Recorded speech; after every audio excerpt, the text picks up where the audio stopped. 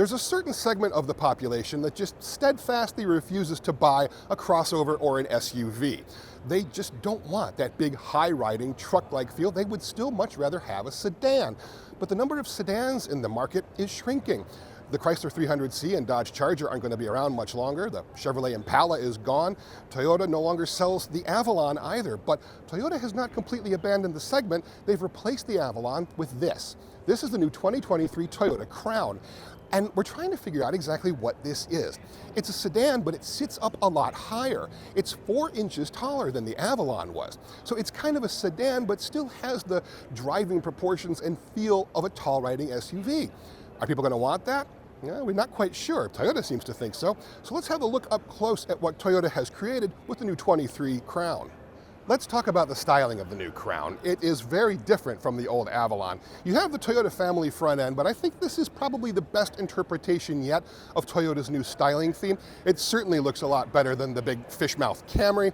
But as you move down the side of the vehicle, you realize that they've disguised how tall it is through a couple of different ways. They've raised the height on it, usually through the wheels. You've got 19 and 20-inch wheels on this vehicle, which does raise the thing up a little bit. But you've also got these black surrounds on the wheel wells as well. That helps to disguise its height a little bit as well.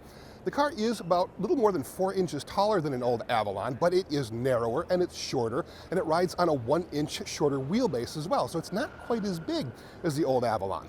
But the real defining aspect is this. It might look like a crossover coupe, but it doesn't have a hatchback, it has a standard trunk.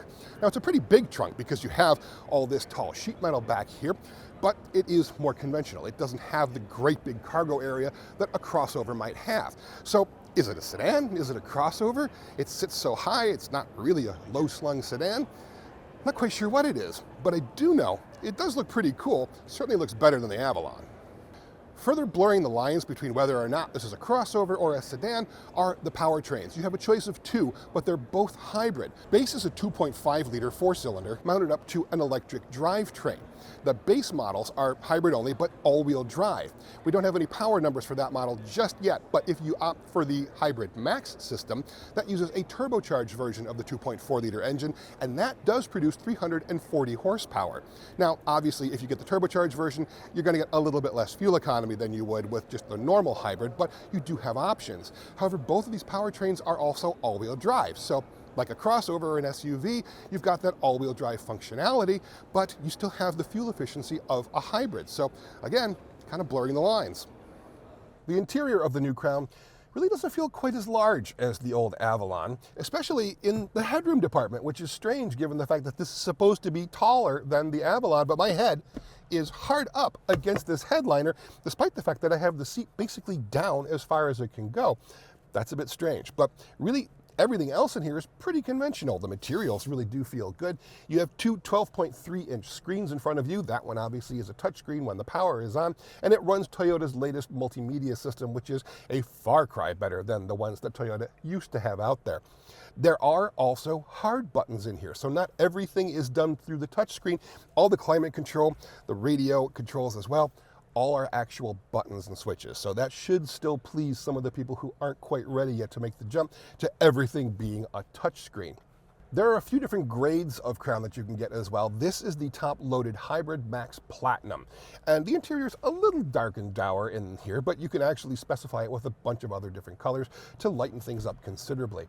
There is a glass roof in this model as well, and it is a little unusual in that it has this basic spar that goes between the B-pillars as well, presumably for rollover crush strength, but it does break up the overhead panoramic glass panel in a kind of unusual way. There is a really reasonable sized back seat here. They did keep that aspect from the Avalon quite well. You've got plenty of room for 2 or even 3 people. You do have a floor hump in the middle here, so that third person in the middle might not be as comfortable, but the best feature might be back here where you've got a significantly larger trunk than most vehicles in this category. This is one aspect that they kept from the Avalon quite well. There's a ton of room back here for luggage and cargo, and it gets even better when you pull one of these levers and drop the seats into the cabin. You have even more room. Final pricing, fuel economy, and power numbers aren't yet available for the Crown. Those will be coming closer to its on-sale date later this fall, and we'll be getting our first drive of the new 2023 Crown in October. Now, this is a really interesting vehicle from a company that, quite honestly, doesn't always make very interesting vehicles. So we're really curious to see if this unusual combination of SUV capability but sedan functionality is going to appeal to people who really did like the old Avalon, or if they're going to be able to draw in a new batch of buyers into the Toyota family. If you'd like to learn more about the new 2023 Toyota Crown or any of Toyota's lineup, you can look everything up on Cars.com.